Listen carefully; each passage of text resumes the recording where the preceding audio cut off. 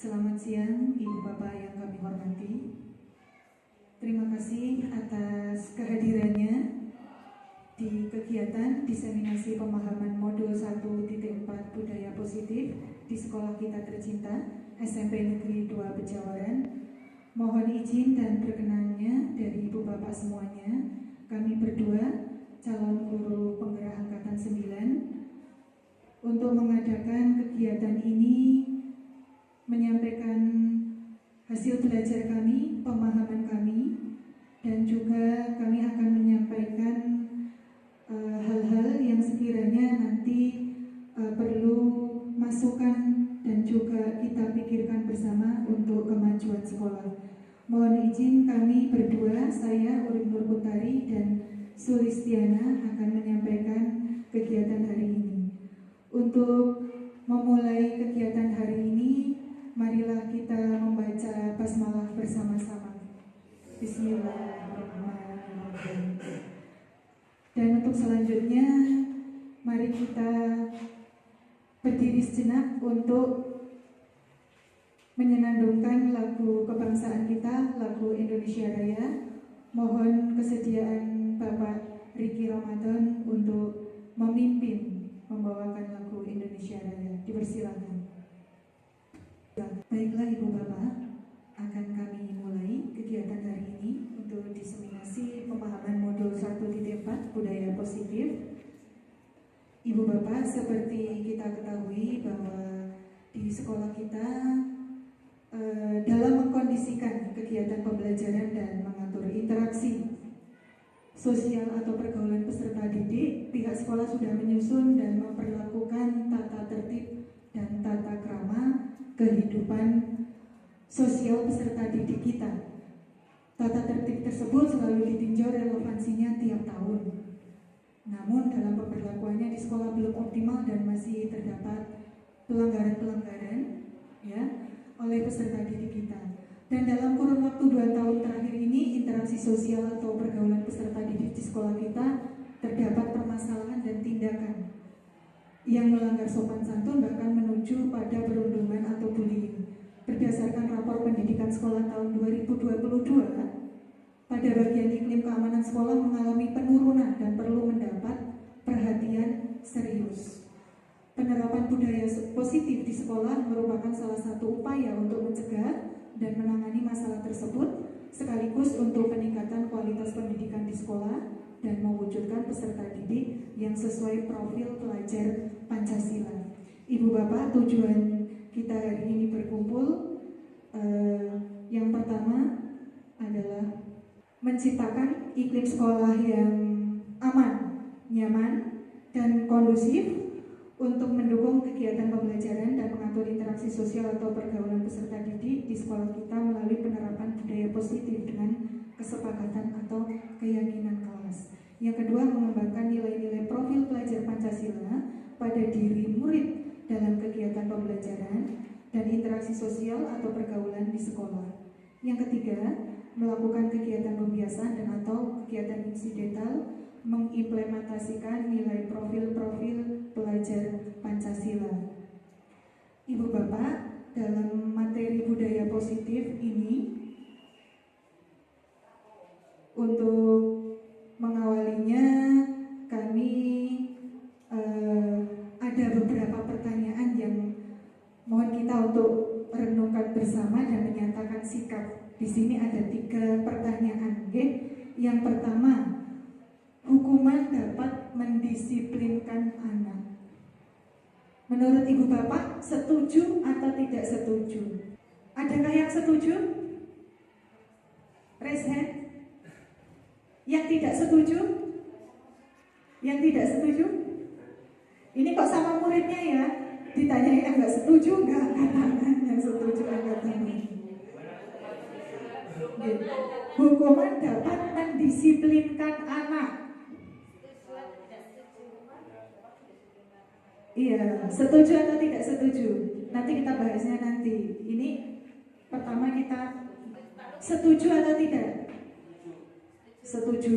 Yang kedua, pemberian hukuman dengan hal positif seperti membaca atau membersihkan halaman sekolah dapat meningkatkan disiplin anak. Setuju napa mboten? Setuju. Nggih. Yang ketiga, memberi penghargaan dapat meningkatkan motivasi belajar peserta didik. Setuju. Dari ketiga ini kebanyakan setuju nggih? Setuju. Oke, mari. Nggih. Banyak yang setuju. Ada yang tidak setuju, Bu Artin nggih? Ragu-ragu. Iya, mari. Tidak selamanya, berarti kondisional ya. Kondisional. Betul. Oke, nanti kita lanjut dulu. Nah, Bapak Ibu, pada kesempatan ini ada beberapa hal yang kami sampaikan. Yang pertama, disiplin positif dan nilai-nilai kebajikan universal, dan seterusnya yang akan kami sampaikan di sini nanti bergantian. Yang pertama adalah disiplin positif dan nilai-nilai kebajikan universal. Oke, Ibu Bapak mohon kesediaannya juga ini untuk ice breaking dan juga nanti untuk kegiatan lanjutan kita untuk menuju ke materi. Mohon Ibu Bapak kalau di sini menulis di selembar kertas kecil, tapi saya minta Ibu Bapak menuliskan dalam hati masing-masing. Ya, tuliskan benda atau sesuatu yang sangat berharga untuk Ibu Bapak, yang sangat berharga, sangat penting bagi Ibu Bapak. Satu, ya, benda atau sesuatu lain, boleh benda atau hal lain. Sudah punya semua, ya? Nah, di hati kemudian kita pindah ke dalam genggaman tangan kita. Sudah semuanya? Iya. Nah, di sini Bapak Ibu bersebelahan, nggih. Coba salah satu nanti merayu supaya teman sebelahnya bisa membuka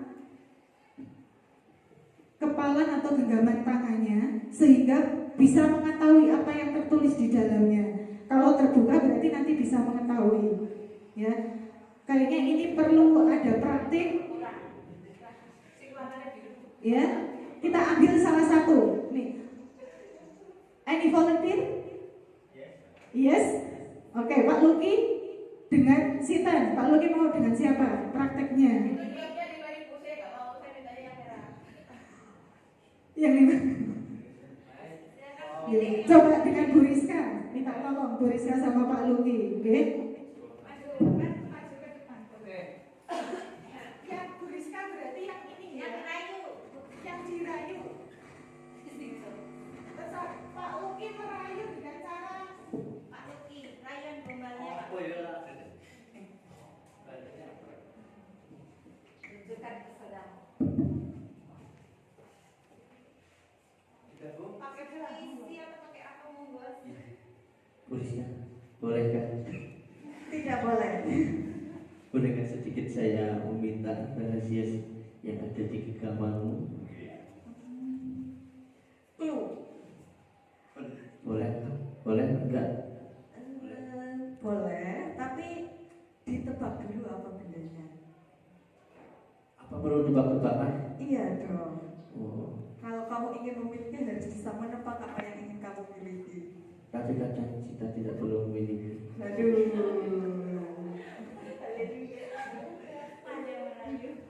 Berarti laki-laki harus terus berkorban demi perempuan. Iya. Oh, ya. Karena perempuan butuh diperjuangkan. Berarti saya akan menebak tulisan yang ada di genggaman Anda. Ya. Ini benda yang setiap hari selalu kita butuhkan. Motor. Bukan. Uang. Yang selalu ada di dekat kita, kemanapun pasti dia ada.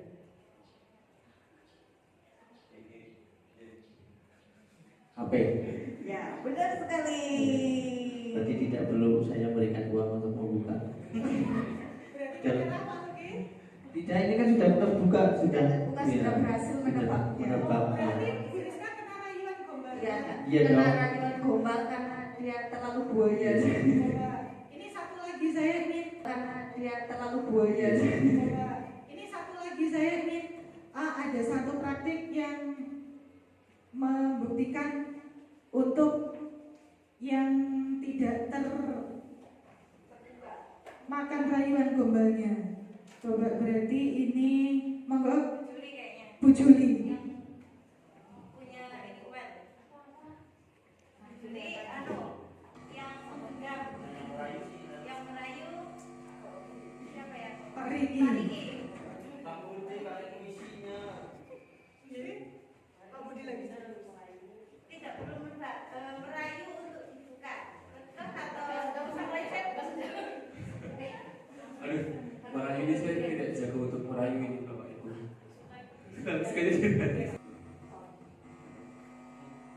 Oke, agak geser dulu mungkin Bu biar lebih enak kita ngobrolnya. Ya. Jadi Bu saya punya cerita kalau dulu itu pada zaman Romeo dan Juliet itu pernah kabur gara-gara itu beliau itu tidak mau diramal akan nasibnya. Nah, ramalannya itu adalah dengan cara melihat garis tangan. Nah, kalau garis tangan saya itu kan di tangan kiri itu bentuknya kayak angka 81. Di Bu Juli, tangan kirinya? Sekarang kan kalau meramal itu tidak hanya lewat garis tangan, Iya. tapi bisa juga membaca aura wajah, Iya. tanggal lahir, weton itu juga bisa. Jadi tidak harus membuka telapak tangan. Ya, saya kan menggunakan teorinya Romeo dan Juliet ya. Sekarang kan teori sudah banyak, teori Pythagoras juga bisa digunakan. Oke, coba dilihat dulu seperti ini tangan kirinya. Oh maaf, saya tangan kirinya baik. Oke. Jadi agak susah untuk membuka. Tangan yang belakang malah sudah ngancam. Aduh. Ya, itu udah disodok Bu itu. Itu kurang banyak. Saya Iya. mintanya yang merah. Gimana ini agak susah ya. Sepertinya cara ini kurang berhasil karena Ibu bisa lebih punya tameng yang lebih besar kalau gombalan seperti ini. Jadi belum bisa masuk Ibu. Sudah menyerah? Menyerah. Oke, langsung Pak Bu Juli. Yang kekeh ya, tidak termakan rayuan oleh Pak Riki. Ya, terima kasih Pak Riki dan Bu Juli. Ibu Bapak tadi adalah ilustrasi, ya. Ilustrasi ketika sebenarnya kita punya sesuatu hal, punya keyakinan bagaimana cara kita mempertahankannya, ya. Berarti itu harus berasal dari diri kita. Bagaimana kita harus menguasai diri, tidak terpengaruh oleh orang lain. Ternyata juga terwakili oleh dua adegan tadi, ya. Memang itu realitas yang terjadi di sehari-hari, di kehidupan sehari-hari kita, Ibu Bapak. Ibu Bapak mohon izin lanjut. Nah, Ibu Bapak, di sini ada perubahan paradigma teori kontrol atau teori pilihan, di mana ada ilusi kontrol, okay? Nah, dalam kehidupan kita sebagai pendidik, ini masih ada, okay? Guru mengontrol murid. Kemudian bahwa kritik dan membuat orang merasa bersalah dapat menguatkan karakter. Masih ada, okay? Seperti ini. Kemudian ilusi bahwa semua penguatan positif, efektif, dan bermanfaat. Yang terakhir, adanya ilusi bahwa orang dewasa memiliki hak untuk memaksa. Kado serial, ya, memang seperti itu. Tapi bagaimana dengan keadaan yang sebaiknya? Gitu. Nanti kita lanjutkan untuk pelajari bersama. Ibu Bapak, nah ini terjadi perubahan. Tadi adanya ilusi seperti itu. Nah kemudian di sini perubahan paradigma stimulus, respon teori kontrol dan teori pilihan. Nah siapa sesungguhnya yang memiliki kontrol? Nah di sini ada stimulus respon dan ada teori kontrol atau pilihan. Nah ketika ada respon, kita mencoba mengubah agar orang lain berpandangan sama dengan kita harusnya bagaimana sebaiknya. Ya. Ketika kita punya kendali diri atau kontrol diri, kita punya pilihan untuk bersikap. Ya. Salah satunya adalah berusaha memahami pandangan orang lain tentang dunia. Berarti berempati terhadap pandangan orang lain. Nah di sini ada juga ketika ada respon, perilaku buruk dilihat sebagai suatu kesalahan. Apa yang bisa kita lakukan? Kita bisa berpandangan bahwa semua perilaku memiliki tujuan. Kita bisa menyadari orang lain itu punya alasan masing-masing. Ya. Kemudian ketika orang lain bisa mengontrol saya, ada kondisi seperti itu. Ya, kita harus bisa berkeyakinan bahwa hanya kita yang bisa mengontrol diri kita. Ya. Ketika ada orang berpandangan bisa mengontrol orang lain, kita berpendapat kita tidak bisa mengontrol orang lain karena orang lain juga punya hak untuk kontrol dirinya sendiri, ya. Dan juga kita harus bisa menguasai diri sendiri kita juga. Ketika ada pemaksaan pada saat rujukan gagal, nah, ini kita punya pilihan bahwa kolaborasi dan konsensus menciptakan pilihan-pilihan baru.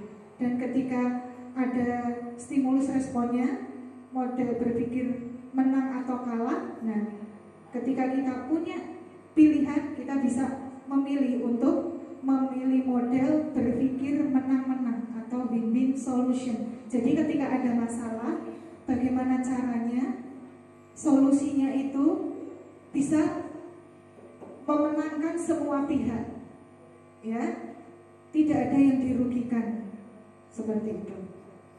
Oke.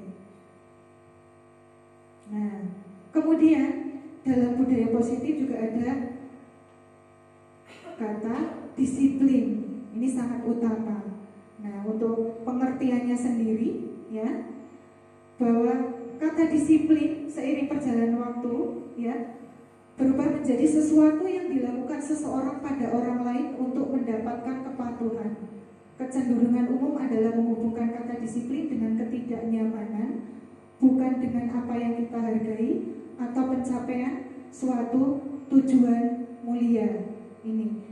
Dan di sini kita juga bisa memahami bahwa ketika kita punya kedisiplinan diri, kita bisa membuat orang lain juga bisa menggali potensinya menuju sebuah tujuan dan apa yang dia hargai.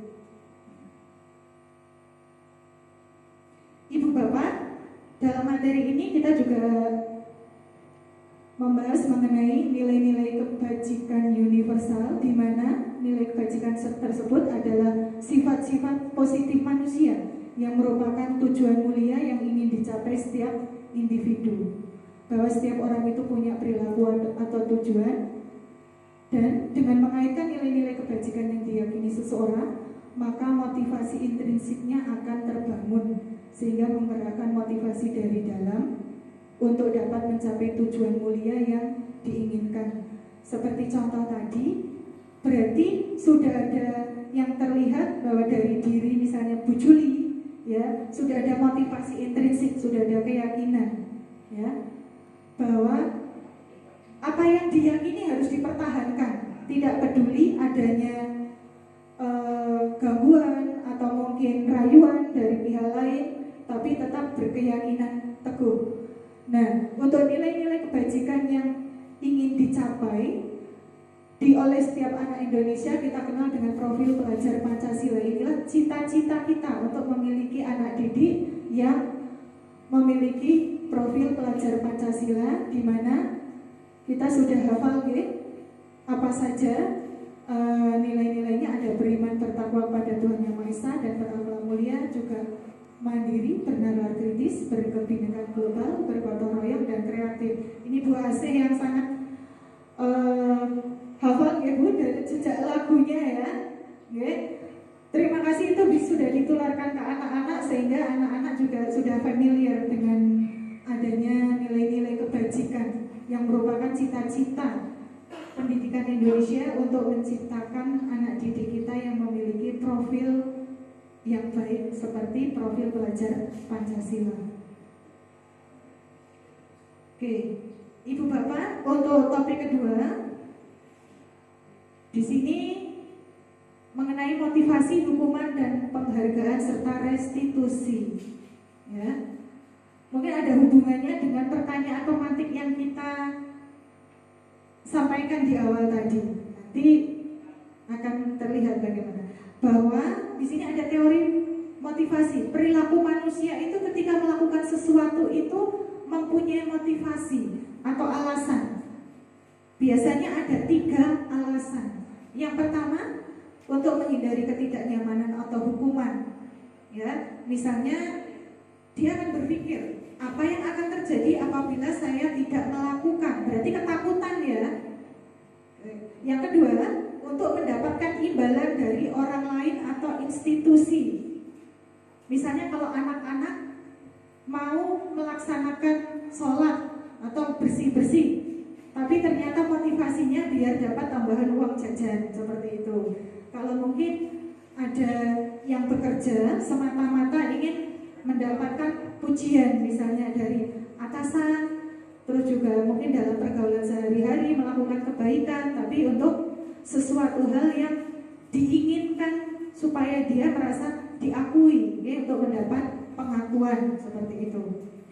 Kemudian yang ketiga, motivasi atau alasan melakukan sesuatu untuk menghargai diri sendiri. Jadi misalnya akan berpikir, saya akan menjadi orang yang seperti apa bila saya melakukannya, seperti itu. Jadi dari dalam dirinya. Nah, ini yang merupakan motivasi yang berasal dari dalam atau motivasi internal. Nah, dan ini merupakan tujuan disiplin positif, di mana kita menggadang-gadang menerapkan disiplin positif terutama di sekolah kita dengan menumbuhkan keyakinan atau motivasi dari diri sendiri, ya. Misalnya anak-anak melakukan piket, berbuat baik itu atas kesadarannya, ya. Ini yang merupakan cita-cita kita yang perlu kita upayakan, bukan berasal dari karena mereka ketakutan karena hukuman ataupun karena ingin mendapatkan sesuatu. Jadi melakukan atas kesadaran dan merasa merdeka, okay? Jadi bebas dari hal-hal yang dia inginkan dari selain keinginan sendiri atau motivasi dari dirinya sendiri. Ternyata Ibu Bapak, bahwa penghargaan berlaku sama dengan hukuman. Ternyata hukuman dan penghargaan itu bagaikan 2 sisi mata uang, di mana dua-duanya memiliki dampak, ya. Nah, di sini dalam arti meminta atau membujuk seseorang, yang ini dihukum oleh penghargaan itu, seseorang melakukan sesuatu untuk memenuhi suatu tujuan tertentu dari orang yang meminta atau membujuk. Dorongannya eksternal dan akan ada faktor ketergantungan. Dan juga beberapa dampak dari pemberian penghargaan ini ternyata ada 5, Bapak Ibu. Ternyata bahwa kita pernah berpikiran, ya, maksud kita positif ketika akan menghargai atau memuji, memberi hadiah atau memberi sesuatu pada orang lain, terutama anak didik kita, tapi ternyata ada dampak dari pemberian penghargaan tersebut. Yang pertama, ternyata punya pengaruh jangka pendek dan jangka panjang. Ketika orang diberi hukuman atau penghargaan, pengaruh jangka pendeknya dia akan patuh, tapi hanya sementara, ya. Dan jangka panjangnya dia akan melakukan itu karena seperti merasa terpaksa, okay? Bukan karena kesadaran sendiri, dan juga bisa menimbulkan efek psikologis. Kemudian penghargaan yang menghukum. Nah, ibaratnya diberi penghargaan kok menghukum ini, ya. Nah, ini jadi seperti diberi sesuatu, dihargai, tapi ternyata itu adalah suatu, nanti rewardnya dia akan merasa apa ya, oh karena kemarin sudah, besok lagi aku harus begini, kalau tidak nanti aku takut bagaimana. Jadi merasa ada sesuatu hal dalam dirinya ketika nanti melakukan sesuatu juga ada alasan yang membuat dia tidak nyaman. Nah, penghargaan mengurangi ketepatan. Misalnya kita memberi penghargaan dengan tujuan, ya, menghargai supaya misalnya anak termotivasi, seperti itu. Tapi ternyata oleh anak itu apa namanya, dianggap malah disalahgunakan, misalnya, ya, mendapat hadiah atau apa, membuat dia ternyata mohon sombong, seperti itu, ya. Nah, berarti tujuan kita baik, tapi ternyata tidak tepat, seperti itu. Kemudian penghargaan tidak efektif. Nah, tidak efektifnya itu, misalnya ada yang melakukan sesuatu, tapi dalam memberi penghargaan, misalnya hadiah atau pujiannya itu tidak sesuai, atau misalnya, atau bisa jadi berlebihan seperti itu, sehingga mungkin tidak diperlukan. Nah, penghargaan yang terakhir ternyata bisa merusak hubungan. Misalnya tanpa kita sadari, ketika kita memberi penghargaan, misalnya memberi hadiah, anak-anak yang karena berbuat baik atau mungkin berprestasi baik, bisa jadi menimbulkan iri dari teman-temannya, sehingga mereka dalam kegiatan bersosial itu nanti terjadi konflik. Padahal maksud kita baik, ternyata ada dampak negatif dalam relasi mereka dengan teman, seperti itu. Nah, bahwa penghargaan itu menurunkan kualitas, kemudian mematikan kreativitas, dan juga mengurangi motivasi intrinsik. Bisa saja anak ketika, wah aku kemarin berbuat ini saja sudah dibilang bagus, sudah dapat hadiah sama bapak ibu guru, sudah cukup, dan jadi dia tidak ada tantangan lagi, karena mungkin sudah puas, oh gini saja sudah bagus, seperti itu. Oke. Nah, ini bentuk program kebajikan atau apresiasi yang perlu diingat ya. Kita bisa memberikan penghargaan berupa apresiasi, tapi yang tepat ya. Nah, ini ada beberapa hal yang perlu menjadi pertimbangan ketika kita memberikan apresiasi. Yang pertama, beri pengakuan secara khusus. Misalnya dalam kegiatan pembelajaran. Nah, misalnya non sewu kalau di sini yang IPA ya Bu Indri sering praktek di lab ya. Nah, ketika anak diterangkan menggunakan alat-alat yang notabene baru bagi mereka, ya, tapi mereka bisa melaksanakan. Di sini Bu Indri akan memuji, ya, dengan mengatakan hal yang spesifik, misalnya dengan kata-kata, oh kamu bagus sekali, sudah paham cara menggunakannya. Jadi spesifik, tidak melebar. Misalnya kita sebut saja, kalau misalnya di bahasa Indonesia Bu Rizka, misalnya pelajaran berpidato, materi berpidato, mungkin bisa disampaikan ketika perform di depan. Mungkin yang dipuji ada dia punya kelebihan dalam bidang vokalnya. Vokalnya jelas sekali, jadi semua teman-teman bisa mendengar seperti itu. Tapi mungkin bisa ditambahkan dengan bimbingan, ada hal yang perlu ditingkatkan. Di sisi lain, memuji yang spesifik hal yang dia unggul, tapi juga ada hal yang perlu ditingkatkan. Bisa mengawali untuk bimbingan, untuk hal-hal yang perlu ditingkatkan. Kemudian beri pengakuan secara pribadi. Yang dimaksud di sini, ketika kita memuji siswa, memuji anak kita sendiri di rumah, itu lebih baik ketika face to face, berdua, gitu. Tidak, maksudnya tidak di depan banyak orang, ya, karena bisa jadi menimbulkan, ya, rasa iri bagi murid yang lain. Atau mungkin ketika kita sampaikan pada anak kita sendiri, misalnya, oh si adik pintar sekali ya, sudah pintar makan sendiri, nanti bisa saja kakaknya bisa cemburu, mungkin seperti itu. Nah, ini yang dimaksud pribadi itu langsung face to face seperti itu, tidak di depan banyak orang. Tapi kemudian yang selanjutnya, memberi pengakuan kepada semua murid secara bergantian. Nah, tanpa kita sadari, selama kita mengajar, kadang yang menonjol di ingatan kita pasti anak-anak yang berkategori istimewa ya Bapak Ibu. Entah itu yang paling apa atau paling apa, enggak boten. Kalau nggak paling pinter ya paling kurang, iya nggak? Kalau nggak paling nakal ya paling non sewu, nggak ada anak nakal katanya, tapi misalnya anak yang paling usil dan anak yang paling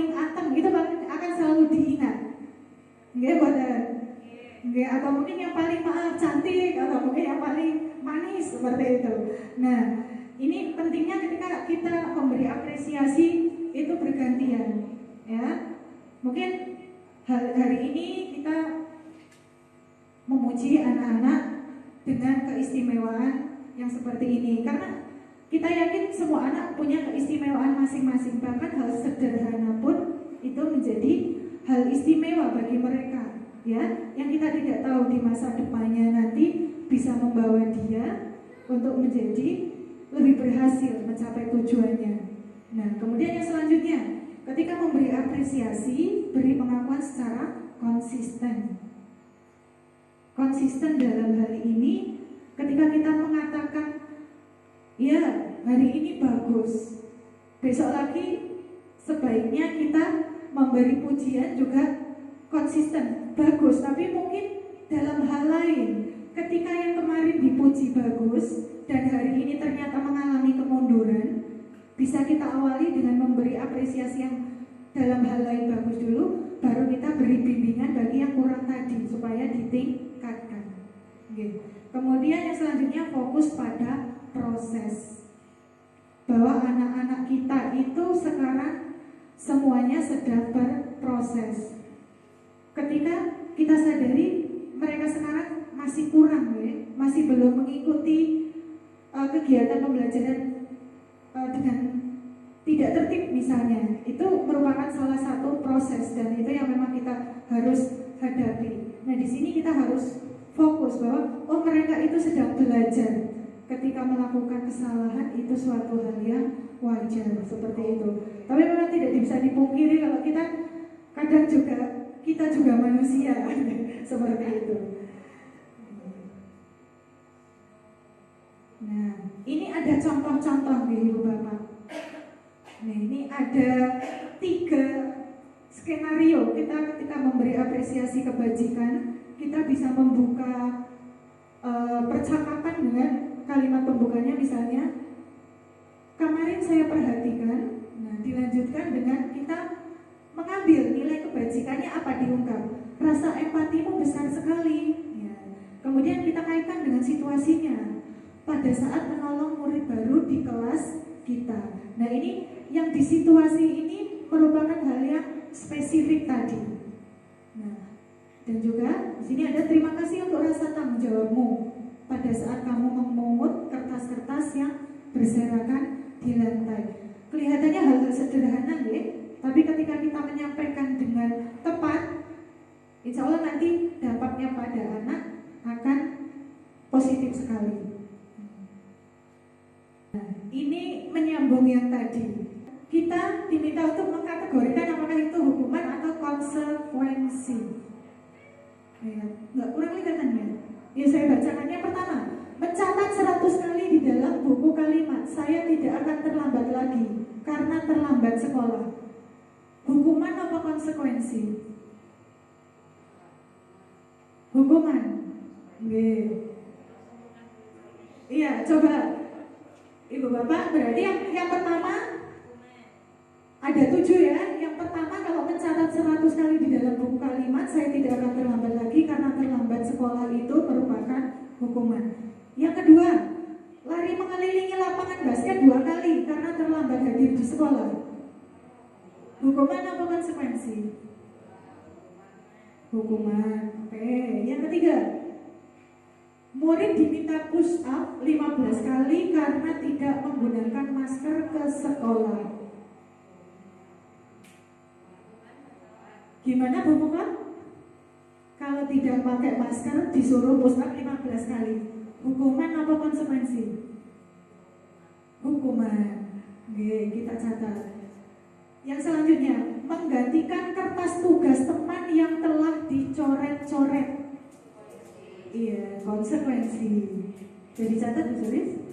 Yang kelima, membersihkan tumpahan air di meja tulis karena tersenggol pada saat belajar. Oke. Murid disuruh untuk tidak mengenakan sepatu seharian di sekolah karena tidak mengenakan sepatu hitam. Gimana Pak Riki? Hukuman. Kalau Bu Asih? Oh, sama pendapatnya. Yang terakhir, Ini coba saya tanya Pak Luki sebagai guru PJOK. Pak Luki, bagaimana menurut pendapat Pak Luki kalau guru menyuruh siswa lari mengelilingi lapangan basket 2 kali karena terlambat 10 menit untuk pelajaran PJOK. Niki hukuman nopo konsekuensi, Pak?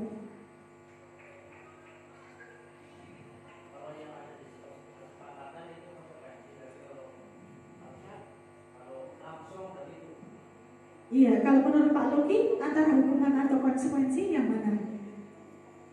Ketika diminta memilih salah satu.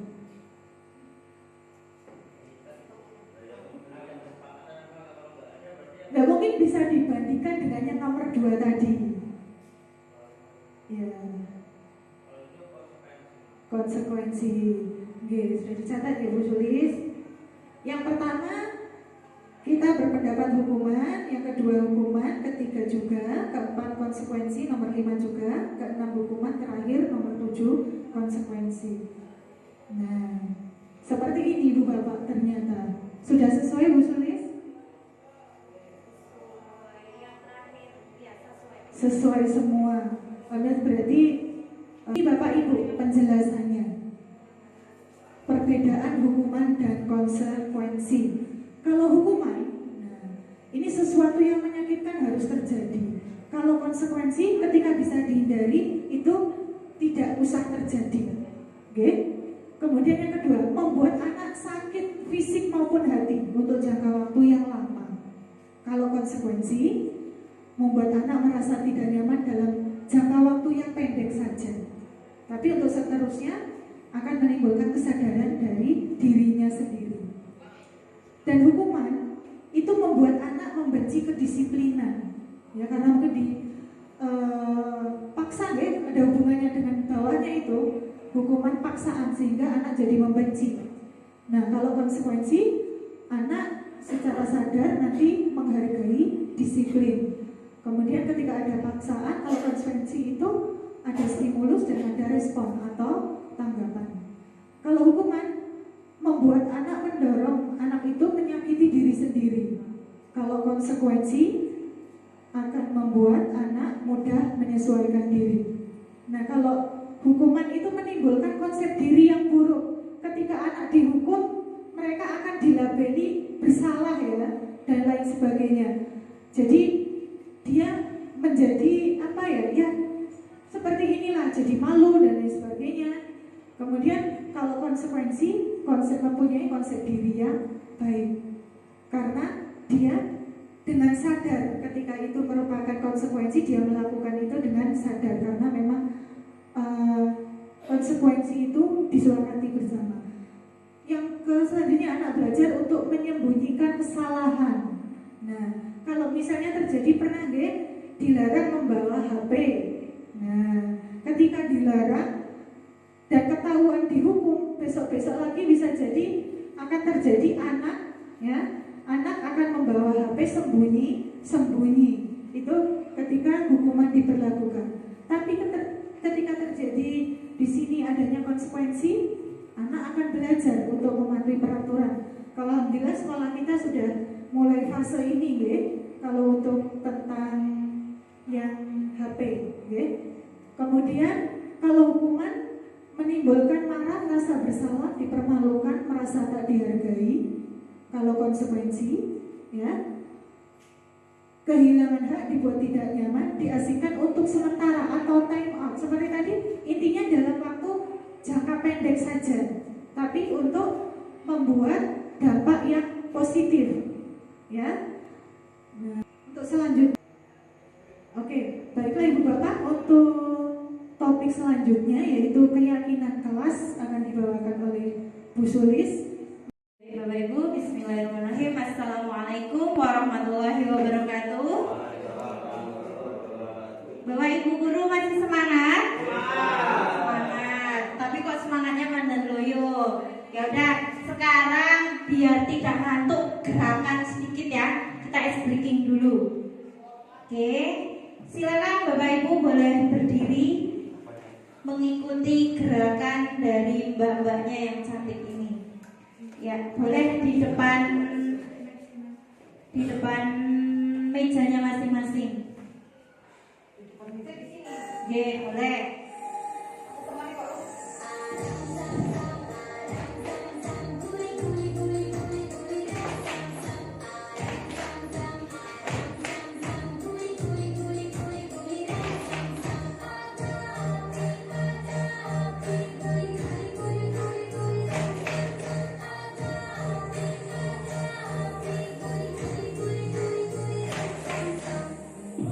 Makin cepat, gerakannya juga makin cepat.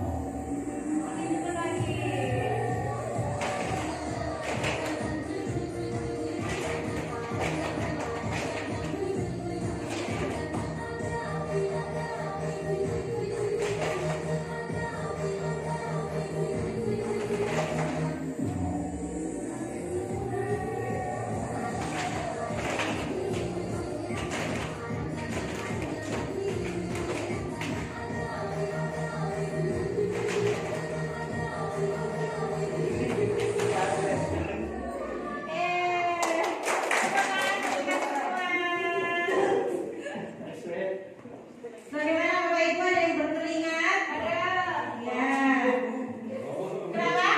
Pegel. Oh, pro. Apa gue pro? Oke, baik. Hilang ya ngantuknya ya sedikit.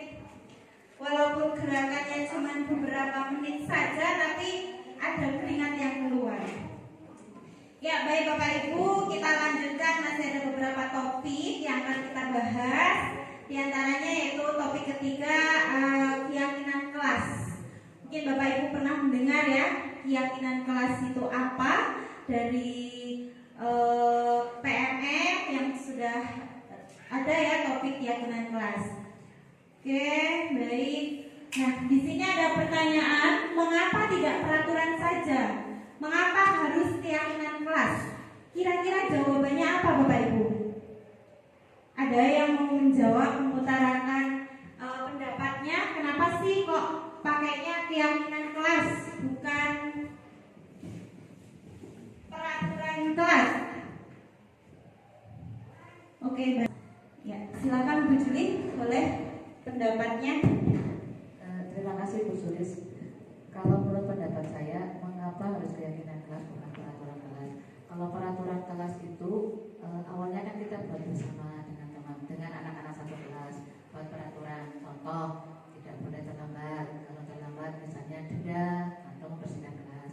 Tetapi mungkin karena ada beberapa pelanggaran, yang akhirnya nanti peraturan-peraturan kelas itu kita kerucutkan, mana yang sama kita kerucutkan, kita ambil untuk jadi keyakinan kelas yang harus jadi kesepakatan akan kita wujudkan. Contoh tadi ya, terlambat, oh berarti kedisiplinan. Terus tata tertib, oh berarti kedisiplinan. Dari beberapa itu kita ambil dari peraturan itu kita ambil kedisiplinan, akan disiplin misalnya. Itu jadi keyakinan bahwa kedepannya kita akan disiplin. Terus dari peraturan-peraturan misalnya selalu membawa buku paket, selalu mengerjakan tugas, selalu hadir tepat waktu. Itu nanti kita kerucutkan menjadi keyakinan kelas, menjadi patuh tata tertib misalnya seperti itu. Jadi mengapa keyakinan? Karena keyakinan lebih menjanjikan atau ya untuk kelas lebih merupakan suatu kesepakatan bersama untuk diwujudkan. Kalau peraturan itu cenderungnya hanya sebatas tertulis saja, tapi kalau misalnya sudah menjadi keyakinan, kita berusaha untuk mewujudkan. Itu pendapat saya. Terima kasih banyak. Tepuk tangan untuk pendapatnya Bu Juli. Terima kasih. Oke, betul sekali. Jadi kalau peraturan itu dibuatnya hanya satu pihak, ya, dan tertulis nanti hukumannya si pelaku cenderung tidak mengetahui apa itu hukumannya. Kalau keyakinan itu dua pihak sudah saling mengetahui, ya, jadi betul sekali. Dan keyakinan itu nanti ada kesepakatan antara dua pihak, baik ibu bapak guru maupun murid-murid. Nah, di sini ada pertanyaan. Kira-kira mengapa kita memiliki peraturan harus menggunakan helm bila mengendarai kendaraan roda 2? Coba, kira-kira jawabannya apa sih? Kok harus ada peraturan harus menggunakan helm bila mengendarai kendaraan roda 2? Kira-kira alasannya kenapa? Untuk? Iya, untuk keselamatan. Terus sekali. Kalau yang kedua, mengapa kita memiliki peraturan 3M, yaitu menggunakan masker, mencuci tangan, dan menjaga jarak 1,5 meter? Untuk kesehatan. Oke. Kemudian yang ketiga, mengapa kita memiliki peraturan harus datang tepat waktu pada saat mengikuti pelatihan? Kedisiplinan. Ya, betul sekali. Nah, itu ada keyakinan-keyakinan yang menjadikan sebuah kesepakatan. Oke, di sini untuk mendukung motivasi intrinsik, kembali lagi kita ke nilai-nilai atau keyakinan-keyakinan yang lebih menggerakkan seseorang dibandingkan mengikuti serangkaian peraturan-peraturan. Tadi di awal sudah dijelaskan oleh Bu Pi bahwa kita membuat keyakinan kelas ini berdasarkan nilai-nilai kebajikan. Jadi seperti tadi, mengapa sih ada peraturan menggunakan helm bila mengendarai kendaraan roda 2? Itu keyakinannya menjadi keselamatan. Kemudian peraturan dari 3M keyakinannya menjadi kesehatan. Kemudian peraturan harus datang tepat waktu itu keyakinannya ada di nilai kebajikan disiplin waktu. Baik, saya lanjutkan. Nah, kita semua ini berada pada lingkaran pengaruh. Ini namanya lingkaran pengaruh. Yang tadinya dari peraturan kelas, ya, kita ubah menjadi keyakinan kelas. Mengubahnya bagaimana? Kalau peraturan kelas, peraturan itu cenderung pakai kata-kata yang negatif. Misalnya, dilarang membuang sampah sembarangan. Nah, kalau keyakinan kelas kita ubah menjadi kata-kata yang positif, berarti membuang sampah pada tempatnya. Oke. Nah, kalau keyakinan kelas itu sudah terbentuk, maka nanti lingkungan positif juga akan terbentuk baik di kelas maupun di sekolah. Nah, lingkungan positif terbentuk, maka budaya positif akan terbentuk juga. Ini namanya lingkaran pengaruh. Jadi saling mempengaruhi, dari lingkungan positif akan mempengaruhi hingga membentuk budaya positif. Ya, kalau budaya itu kan lebih ke kebiasaan. Kalau sudah lingkungannya sudah positif, maka kebiasaan positif akan terbentuk. Lanjut. Nah, di sini ada beberapa peraturan. Kita coba ubah menjadi sebuah keyakinan. Selalu kembalikan buku ke tempatnya. Kira-kira keyakinan kelasnya apa kalau selalu kembalikan buku ke tempatnya? Apa? Disiplin, tanggung jawab. Ya, maksudnya apa? Tanggung jawab. Oke, kita lihat yang kedua. Dilarang mengganggu orang lain. Betul, menghargai. Nanti kita cek ya. Hadir di sekolah 15 menit sebelum pembelajaran dimulai. Disiplin. Dilarang melakukan kekerasan. Menghormati bisa menyayangi. Oke, saling menyayangi. Kemudian dilarang menggunakan narkoba. Kesehatan. Oke. Terus bergantian atau menunggu giliran. Disiplin. Gunakan masker. Kesehatan. Jangan berlari di kelas atau di koridor.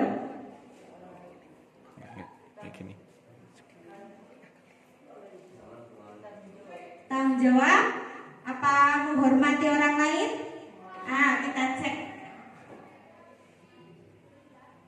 Ya, selalu kembalikan buku ke tempatnya. Betul sekali tadi Bapak Ibu menjawab bahwa itu suatu keyakinan kelas, tanggung jawab. Kemudian dilarang mengganggu orang lain, itu menghormati orang lain. Hadir tepat waktu adalah menghormati orang lain juga, dan komitmen, ya, disiplin waktu juga betul. Dilarang melakukan kekerasan, itu kesehatan, keselamatan, menghormati orang lain juga. Dilarang menggunakan narkoba, masuknya keyakinan kelas kesehatan. Bergantian menunggu giliran, itu menghormati orang lain dan bersabar. Menggunakan masker, masuk kesehatan. Jangan berlari di kelas, itu juga keselamatan. Kalau jatuh kan jadinya bahaya. Terus keamanan juga, ya. Lanjut. Nah, kita ke topik berikutnya, yaitu topik 4, kebutuhan dasar manusia dan dunia berkualitas. Ya, Bapak Ibu, kita ketahui ada 5 kebutuhan dasar manusia. Di sini kita sebagai pamong harus mengetahui kebutuhan dasar murid-murid kita. Ya, di antaranya adalah kebutuhan bertahan hidup. Bertahan hidup, kita tahu ya, untuk bertahan hidup kita butuh makan, kita butuh tempat tinggal, pakaian. Nah, itu masuk ke kebutuhan bertahan hidup. Kemudian yang kedua adalah kasih sayang dan rasa diterima. Jadi murid-murid kita itu butuh kasih sayang dari kita, tidak hanya dari orang tuanya saja. Kalau di sekolah orang tuanya ya kita, para guru-gurunya. Kemudian yang ketiga adalah kesenangan, hobi mereka, kesenangan mereka. Kemudian kebebasan. Jadi anak itu bebas bermain, ya, bebas melakukan aktivitas yang mereka inginkan, bebas memilih ekstrakurikuler, itu juga kebebasan. Kemudian penguasaan itu rasa diunggulkan. Kayak misalnya dia jago dalam sepak bola. Nah, nanti dia dipakai masuk tim sepak bola sekolah. Nah, itu masuk ke penguasaan. Ya, ini ya kebutuhan bertahan hidup, ada berkaitan dengan sifat fisiologis tubuh, ada makan, istirahat, kemudian kesehatan, tempat tinggal, dan lain-lain. Untuk kasih sayang berkaitan dengan psikologis, kasih sayang dan rasa diterima oleh orang lain memiliki peran penting dalam membangun interaksi dan lingkungan sekitar. Hal ini juga mengindikasikan kebutuhan akan hubungan dengan relasi sosial. Kita tidak hanya di rumah saja membutuhkan kasih sayang, tapi di antara rekan-rekan guru ya, sejawat, kemudian teman kerja, pasangan, atau kelompok ya. Kelompok kita butuh kasih sayang, diterima oleh kelompok kita. Kemudian kebutuhan pengakuan, yang dimana kebutuhan ini berkaitan dengan kekuatan untuk menggapai sesuatu. Kemudian kebutuhan akan kebebasan, tadi ya, bebas mengeksplor kemampuannya. Kemudian yang terakhir adalah kebutuhan akan kesenangan hobinya, ya, traveling, kemudian nonton, itu masuk ke kebutuhan akan kesenangan. Baik, kita langsung masuk. Sampai sini ada pertanyaan dari Bapak Ibu guru? Tidak ada? Oke, jika tidak ada, saya lanjut dulu untuk topik berikutnya, yaitu 5 posisi kontrol. Nah, kita di sini punya posisi kontrol sebagai apa saja? Nah, ada 5 posisi kontrol, yaitu sebagai penghukum, pembuat rasa bersalah, kemudian posisi kontrol sebagai teman, kemudian pemantau dan manajer. Ya, kita sering menjumpai anak-anak kita, murid-murid kita melakukan pelanggaran, ya, pelanggaran disiplin. Maka kira-kira Bapak Ibu semua di sini yang paling sering mengambil posisi kontrol yang mana? Apakah penghukum? Nah, ini misalnya kalau penghukum itu menghardik dengan menunjuk-nunjuk, dengan menyakiti, dengan menyinggung. nyindir. Itu namanya penghukum. Misalnya guru ini berkata, kalau kamu tidak melakukannya, awas ya, rasakan akibatnya. Nah, itu contoh dari kalimat penghukum. Kemudian membuat rasa bersalah, misalnya kamu tuh seharusnya sudah tahu nak, ibu tuh lebih lelah sekali, tolonglah kasihanilah ibu. Nah, kayak gitu itu misalnya adalah contoh dari membuat rasa bersalah. Kalau teman, ayo nak, lakukan. Masa kamu tidak mau sih? Nah, itu teman. Kalau pemantau, kamu tahu peraturannya apa? Nah, kalau manajer, apa yang kita yakini nak? Apa yang bisa kita kerjakan untuk memperbaiki masalah ini? Yuk coba Bapak Ibu guru pikirkan yang lebih sering dilakukan sehari-hari di sekolah. Kira-kira ketika ada murid yang melakukan pelanggaran yang mana? Teman. Oke, Pak Luki teman. Mungkin ada yang mengambil kontrol sebagai manajer lebih sering? Bu Upi. Oke. Bu Juli, kira-kira ini kayaknya anak-anak itu ketika ada pelanggaran, mereka kalau lihat Bu Juli, kayaknya yang paling apa ya, paling mengena di benak anak-anak itu Bu Juli. Nah, kira-kira Bu Juli ini lebih seringnya mengambil kontrol apa? Penghukum, pembuat rasa bersalah, teman, pemantau, dan manajer. Pemantau, oke.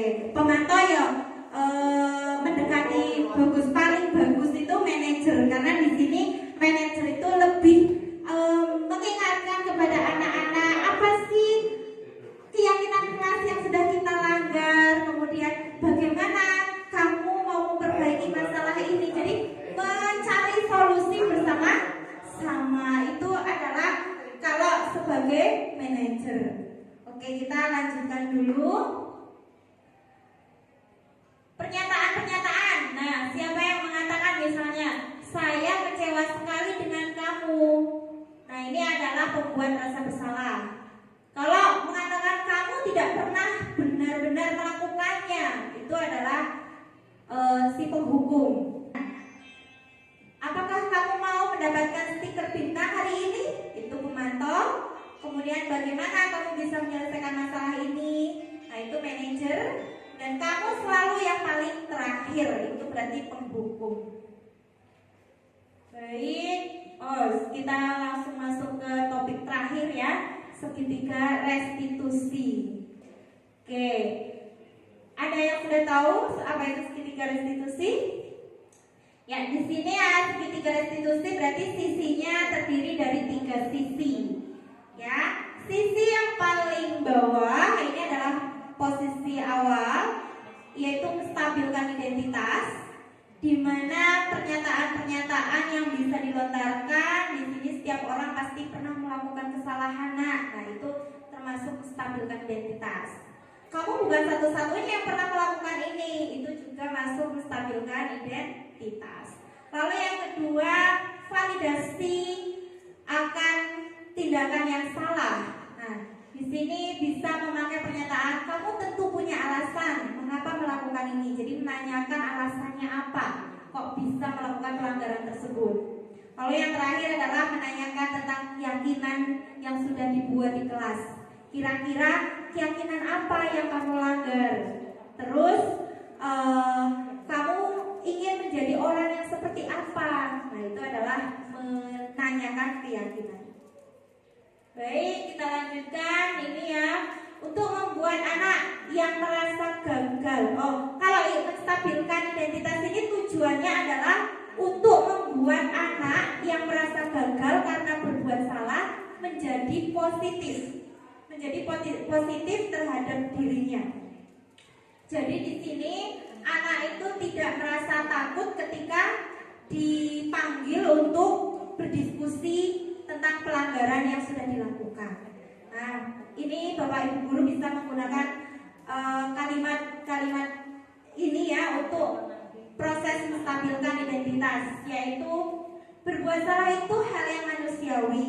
Tidak ada manusia yang sempurna. Kemudian Bapak Ibu juga bisa membuat salah. Jadi maksudnya membuat salah itu adalah hal yang manusiawi. Nah, Bapak Ibu guru di sini juga sering berbuat salah kayak gitu. Jadi merasa apa ya? Memahami dengan pelanggaran yang dibuat oleh murid. Kemudian Bapak Ibu tidak tertarik untuk mencari tahu siapa yang benar, siapa yang salah. Tetapi di sini Bapak Ibu lebih tertarik untuk menyelesaikan masalahnya. Jadi mencari solusi bersama-sama. Kemudian untuk langkah kedua atau sisi yang kedua yaitu validasi tindakan yang salah atau validasi kebutuhan. Di sini tujuannya untuk membantu murid mengenai basic kebutuhan dasar yang ingin dipenuhi ketika melakukan kesalahan. Yang pada dasarnya setiap tindakan manusia itu adalah memenuhi kebutuhan dasarnya, apakah itu penguasaan, kebebasan, rasa ingin disayang, kemudian kesenangan dan untuk bertahan hidup.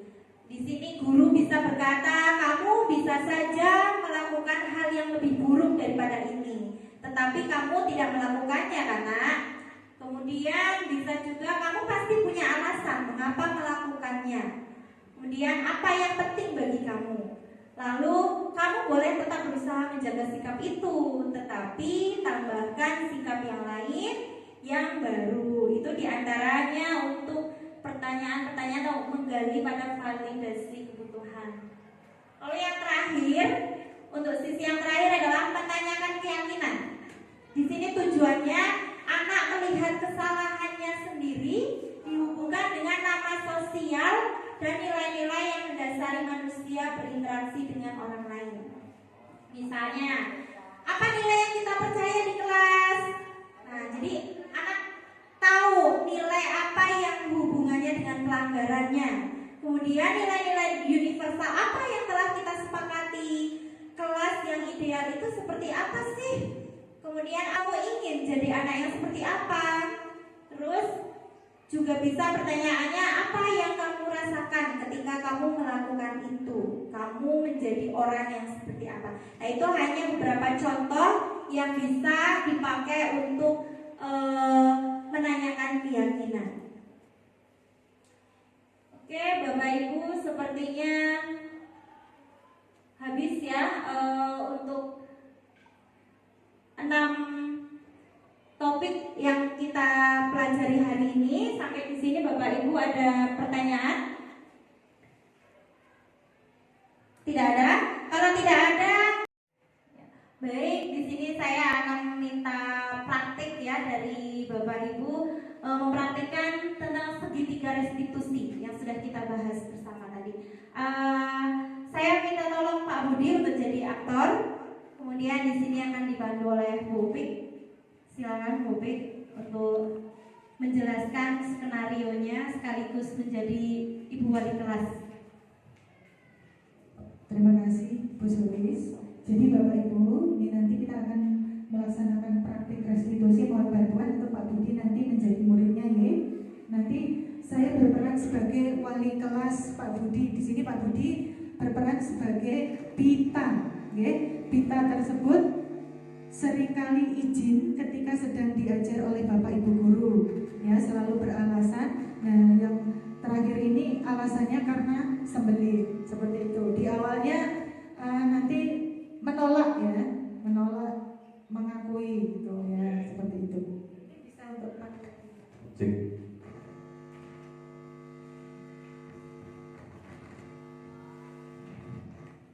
Ya, ini Bapak ini minta waktunya sebentar. Kemarin kan ada laporan ini dari beberapa Bapak Ibu guru pas kegiatan pembelajaran di kelas kamu. Kemarin bagaimana mengikuti pembelajaran dengan tertib? Jadi Bu, saya di kelas terus Bu. Di kelas terus? Di kelas terus ya. Iya, pas pembelajarannya Bu Arti matematika bisa mengikuti dengan baik? Iya Bu. Materinya apa? Materinya lupa Bu. Kok lupa, baru kemarin loh. Oke, lupa Bu. Iya, ada tugasnya dari Bu Arti waktu itu? Tidak ada. Tidak ada. Tidak ada. Nggih, padahal tadi Bu Arti mewanti-wanti saya supaya kamu mengumpulkan PR-nya. Lah kemarin waktu kegiatan pembelajaran coba kita bisa menceritakan apa yang kamu lakukan ketika pembelajaran Bu Artin kemarin? Saya di kelas Bu sama teman-teman Bu. Betul. Oke, betul. Iya, Betul. tapi kenapa tidak paham materi yang diajarkan? Ngantuk mungkin Bu. Oh, ngantuk, tidak apa-apa. Coba Bita sampaikan apa adanya. Kalaupun melakukan sesuatu yang mungkin salah, tidak apa-apa. Kita semua juga paham ya. Kita semua pernah berbuat salah. Coba silakan bisa diceritakan yang kamu lakukan kemarin. Kemarin izin ke kamar mandi Bu, ke toilet. Oh, ke kamar mandi. Lah, tadi katanya di kelas terus. Lupa Bu. Oh, lupa. Kok sampai tidak paham pembelajarannya? Waktu ke kamar mandi berapa kali itu? 2 kali. 2 kali. 2 kali. Cuma 2 kali. 2 kali. Bisa disampaikan dengan lebih baik? Yang Yang pertama, sebenarnya, coba ceritakan sebetulnya bagaimana. ya, pertama di awal pelajaran, kemudian yang kedua pas di tengah-tengah pelajaran. Itu Oh iya, ya ada informasi lagi. Kemarin Bu Juli waktu sedang piket menjumpai kamu bolak-balik ke belakang katanya. iya. Kamu sehat kemarin? Sehat, sehat, Betul. sehat. Kalau betul kenapa sering ke kamar mandi? Barangkali sakit bisa disampaikan. Nanti bisa kita bawa ke UKS. Enggak, alhamdulillah sehat Bu, sehat. Sehat. Sehat. Kita yakin sudah mengatakan yang sebenarnya? Sudah. Sudah. Iya, tapi ini yang tidak hanya kelas Bu Artin yang menyampaikan keluhannya. Ada beberapa guru lain juga. Ya, ada kelas Bu Khotimah, Pak Lukito.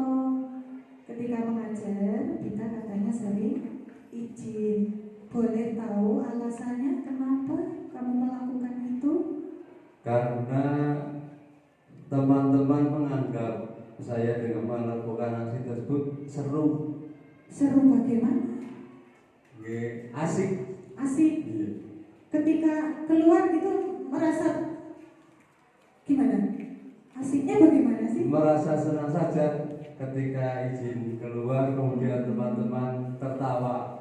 Oh iya, jadi gak ngantuk. Terus juga teman-teman jadi memperhatikan kamu ya. Iya. Iya. Oke.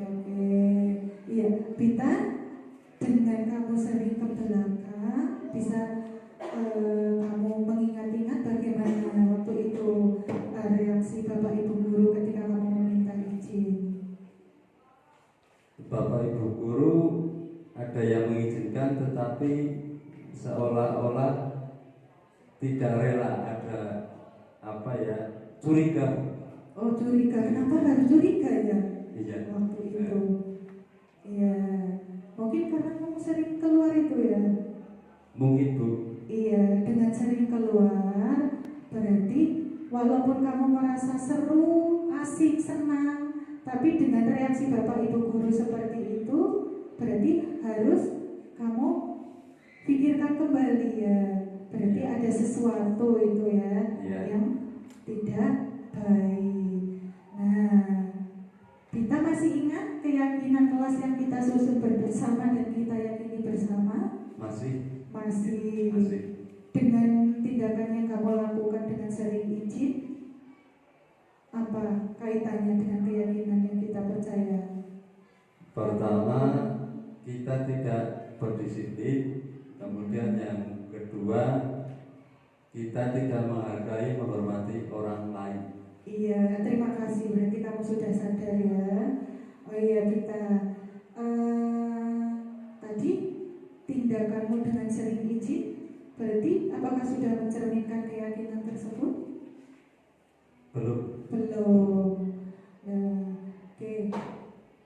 Apakah Ibu boleh tahu apa tindakan kamu selanjutnya yang akan kamu lakukan, terutama untuk memperbaiki sikapmu? Boleh. Apa yang akan kamu lakukan? Mengajak teman untuk berdisiplin, juga menghormati Bapak dan Ibu guru. Iya, yang terutama juga dari diri kita sendiri ya. Diri kita harus bagaimana besok sebaiknya. Tidak akan melakukan atau mengulang kesalahan yang sama. Iya, alhamdulillah sudah paham ya sekarang ya. Iya. Bisa dipegang itu kata-katanya? Bisa. Iya, terima kasih. Kamu boleh kembali lagi beristirahat. Ya, main yang baik. Jangan nakal dengan temannya. Terima kasih.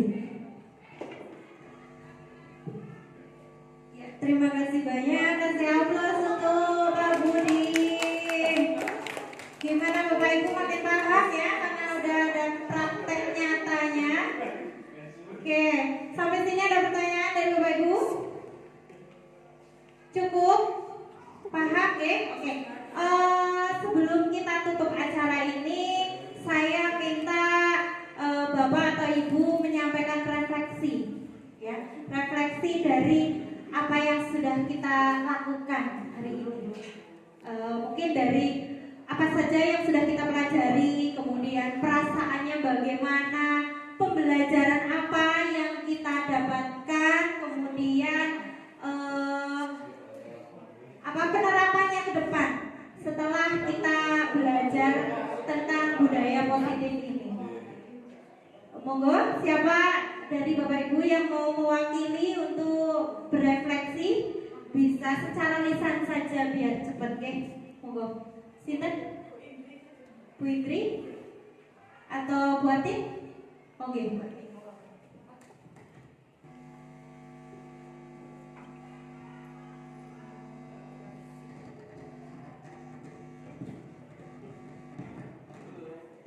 Terima kasih atas waktunya. Saya sedikit akan menyampaikan tentang refleksi dari hasil kegiatan hari ini.